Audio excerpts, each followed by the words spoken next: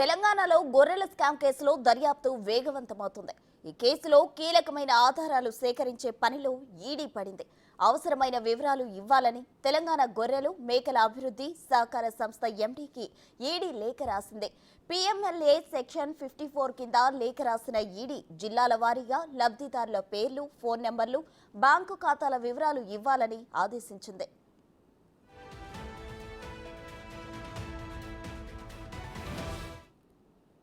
అధికారులు కూడా ఈడీకి కీలక సమాచారం ఇచ్చినట్లు తెలుస్తుంది. ఈ సమాచారం ద్వారా ఈడీ దర్యాప్తులో దూకుడు పెంచింది. లబ్ధిదారుల నుంచి కూడా కీలక వివరాలు సేకరిస్తుంది. గత ప్రభుత్వ లెక్కలకు లబ్ధిదారులు చెబుతున్న వివరాలకు పొంతన లేనట్టు ఈడీ గుర్తించింది. మాజీ మంత్రి పేషి కేంద్రంగా పెద్ద ఎత్తున గోల్మాల్ జరిగినట్లు తెలుస్తుంది. ఏకంగా 700 కోట్ల నిధులు దారి మళ్లినట్లు ఈడీ అనుమానిస్తుంది.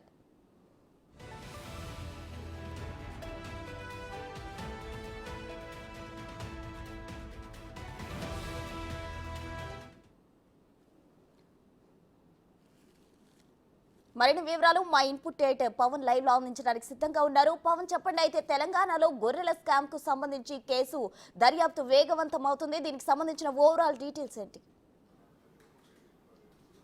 ముందుగా ఏసీబీ అధికారులు ఈ కేసు నమోదు చేశారు. ఈ కేసులో ఇప్పటికే 9 మంది వ్యక్తులను కూడా అరెస్ట్ చేసి విచారణ జరుపుతూ ఉన్నారు. మొదటగా అటు ఫిబ్రవరి నెలలో కామారెడ్డి జిల్లా area veterinary hospital assistant director రవితో పాటు మేడ్చల్లో పనిచేస్తున్న ఆదిత్య కేశవ్ సాయి, రంగారెడ్డి జిల్లా గ్రౌండ్ వాటర్ రఘుపతి రెడ్డి, అట్లనే గణేష్ అనే వ్యక్తుల్ని అరెస్ట్ చేశారు. వాళ్ళని విచారించిన తర్వాత ఈ కేసులో అటు జాయింట్ డైరెక్టర్ అంజిలప్పతో పాటు అసిస్టెంట్ డైరెక్టర్ వి కృష్ణయ్యను వీళ్ళందరినీ కూడా అరెస్ట్ చేశారు. అరెస్ట్ చేసి విచారిస్తున్న క్రమంలోనే అనేక సంచలన విషయాలు బయటకు వచ్చినాయి. మొదటగా ఆంధ్రప్రదేశ్కి చెందిన కొంతమంది అటు ఫిర్యాదు చేశారు.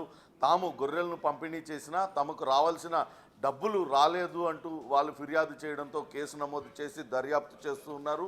అయితే కేవలం వాళ్లకు 2 కోట్ల రూపాయలు రావాల్సి ఉండడంతో ఆ కేసులో చిన్న కేసుగా మొదట భావించారు. ఏసీబీ అధికారులు దర్యాప్తులో దాదాపుగా 700 కోట్లకు పైగా ఈ స్కామ్ జరిగి ఉంటుందన్న ఆధారాలు లభ్యం అవడంతో ఈడీ కూడా తాజాగా ఈ కేసులో ఎంటర్ అయింది. ఈ ఈడీ నిన్ననే ఒక లేఖ రాసింది. ఆ పూర్తి వివరాలు ఈ కేసుకు సంబంధించి, ఇందులో మనీ లాండరింగ్ కూడా జరిగింది కాబట్టి prevention of money laundering act కింద ఈ కేసులో లోతైన దర్యాప్తు జరగాల్సిన అవసరం ఉంది. కోట్ల రూపాయలు అటు బదిలీలు జరిగాయి కాబట్టి వెంటనే పూర్తి వివరాలు ఇవ్వాలంటూ ఈడీ లేఖ రాసింది. దానికి సానుకూలంగానే అటు పశుసంవర్ధక శాఖ ఎండీ స్పందించారు. ఈరోజు ఉదయం 11 గంటలకు ఈడీ అధికారులు అటు ఆ కార్యాలయానికి వెళ్ళి అక్కడ ఉన్న రికార్డులన్నింటినీ కూడా పరిశీలిస్తూ ఉన్నారు. తెలంగాణలో ఈ పథకాన్ని గత ప్రభుత్వం బీఆర్ఎస్ అమలు చేసినప్పటి నుంచి ఈ ఏడాది జూన్ 11 వరకు ఎటువంటి లావాదేవీలు జరిగాయి, ఎన్ని యూనిట్ల గొర్రెల పంపిణీ జరిగింది, ఆ గొర్రెలను సరఫరా చేసిన కాంట్రాక్టర్లకు ఏ మేరకు చెల్లింపులు జరిపారు, అట్లనే గొర్రెలను రవాణా చేయించే ట్రాన్స్పోర్ట్ వ్యక్తులకు సంబంధించి ఎంతెంత చెల్లింపులు జరిగాయి పూర్తి వివరాలు ఇవ్వాలంటూ ఈడీ అధికారులు ఆ లేఖలో పేర్కొన్నారు. వాటిలన్నింటినీ వివరాలను ఈరోజు సేకరించే అవకాశం ఉంది. అయితే మొదటగా ఈ కేసు బయటపడడానికన్నా ముందే అటు పశుసంవర్ధక శాఖ కార్యాలయంలోని కంప్యూటర్లన్నీ కూడా అక్కడి నుంచి తరలించుకుపోయే ప్రయత్నం చేశారు. ఆ కార్యాలయంలో మంట పెట్టి వాటిలన్నింటినీ కూడా తగలబెట్టే ప్రయత్నం చేశారు. దీనిపైన అప్పట్లో ఓఎస్డీగా గత మంత్రి తలసాని శ్రీనివాస్ యాదవ్ పశుసంవర్ధక శాఖ మంత్రిగా ఉన్నారు. ఆయన ఓఎస్డీగా పనిచేసిన కళ్యాణ్ పైన కేసు కూడా నమోదైంది. ఆ కేసు విచారణ జరుగుతూ ఉంది. అయితే తాజాగా అటు పశుసంవర్ధక శాఖ ఎండీ సభావత్ రామచందర్తో పాటు కళ్యాణ్ ఓఎస్డీగా పనిచేసిన కళ్యాణ్ను కూడా అరెస్ట్ చేశారు.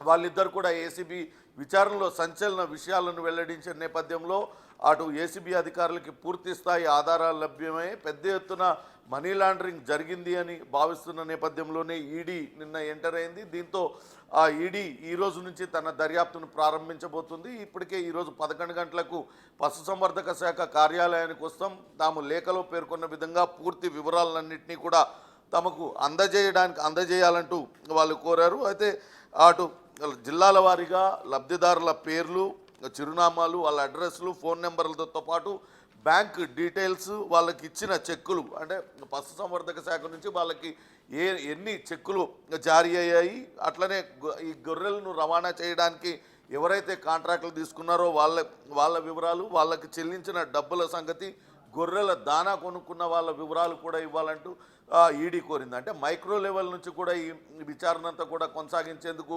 ఈడీ భావిస్తున్నట్టుగా తెలుస్తుంది. ఖచ్చితంగా ఈ కేసులో ఈ అరెస్ట్ అయిన శాఖ అధికారుల ప్రమేయం ఉందా, లేకుంటే వాళ్ళు ఎవరి ఆదేశాల మేరకు పనిచేశారు, ఇదంతా కూడా ఆ శాఖ మంత్రికి తెలిసి జరిగిందా లేదా అనే దానిపైన అయితే ఆధారాలు సేకరించడానికి ఈడీ సిద్ధమవుతోంది. ఖచ్చితంగా అటు ఆ శాఖ మంత్రిగా పనిచేసిన తలసాని శ్రీనివాస్ యాదవ్ మెడకు ఈ కేసు చుట్టుకునే అవకాశం అయితే చాలా స్పష్టంగా కనపడుతుంది. అటు ఓఎస్డీ కళ్యాణ్ నేరుగా మంత్రి ఆదేశాల మేరకే తాము చేశామంటూ ఇప్పటికే ఏసీబీ విచారణలో వెల్లడించినట్టుగా తెలుస్తుంది. అయితే ఈ కేసులో ఇంకా కీలకంగా కాంట్రాక్టర్లు, గొర్రెలను సరఫరా చేసిన కాంట్రాక్టర్లు మొయినుద్దీన్, ఆయన కొడుకు ఇక్రమ్ ఇద్దరు కూడా కీలకమైన నిందితులుగా ఉన్నారు. ఎప్పుడైతే ఏసీబీ అధికారులు కేసు నమోదు చేశారో వెంటనే వాళ్ళిద్దరూ కూడా ఇక్కడి నుంచి విదేశాలకు పారిపోయారు. ప్రస్తుతం వాళ్ళిద్దరూ కూడా దుబాయ్లోనే ఉన్నారు. వాళ్ళని రప్పించడానికి కూడా ప్రయత్నాలు చేస్తుంది ఈడీ. ఈ రోజు నుంచి అటు దర్యాప్తును ప్రారంభిస్తుంది. వీలైనంత త్వరగా ఈ దర్యాప్తు ఎవరెవరు మనీ లాండరింగ్కి పాల్పడ్డారు, ఆ డబ్బులన్నీ కూడా ఎవరి ఖాతాలకు చేరాయి, ఎండ్ బెనిఫిషరీ ఎవరనేది నిగ్గుదేల్చడానికి ఈడీ రంగం సిద్ధం చేసుకుంటుంది. ప్రసూన, అయితే పవన్ చెప్పండి, అయితే ఈడీ ఎంట్రీ తోటి మాజీ మంత్రి పేషి పాత్ర కూడా ఇందులో ఉంది అంటున్నారు. అతన్ని కూడా విచారణ చేసే అవకాశం ఉందంటారా? అతను కూడా ఉచ్చు బిగించుకొని ఉందా? ఖచ్చితంగా ఇప్పటికే చాలా స్పష్టంగా గతంలో అటు పశుసంవర్ధక శాఖ మంత్రి ఓఎస్డీ కళ్యాణ్ పాత్ర చాలా స్పష్టంగా ఇందులో తెలుస్తుంది. 9 మందిని అరెస్ట్ చేశారు. మొదట అరెస్ట్ చేసిన వాళ్ళందరూ కూడా తాము కేవలం ఉన్నతాధికారుల ఆదేశాలను పాటించామంటూ చెప్పడంతోనే అప్పట్లో ఎండీగా ఉన్న రామచందర్ను, ఆ పశుసంవర్ధక శాఖ అభివృద్ధి సహకార సంస్థ ఎండీగా ఉన్న సభావత్ రామచందర్తో పాటు అక్కడ మంత్రి దగ్గర ఓఎస్డీగా చేసిన కళ్యాణ్ను, వీళ్ళిద్దరినీ కూడా అరెస్ట్ చేశారు.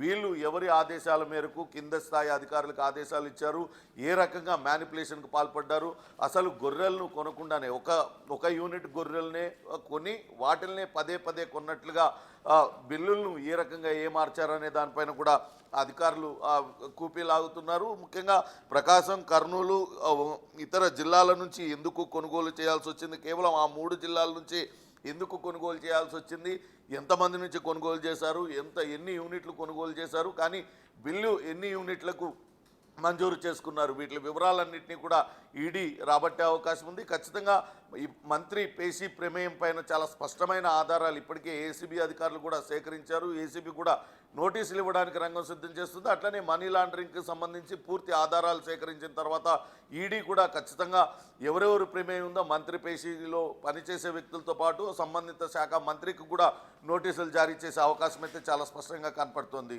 Prasuna. Right Pawan, thank you.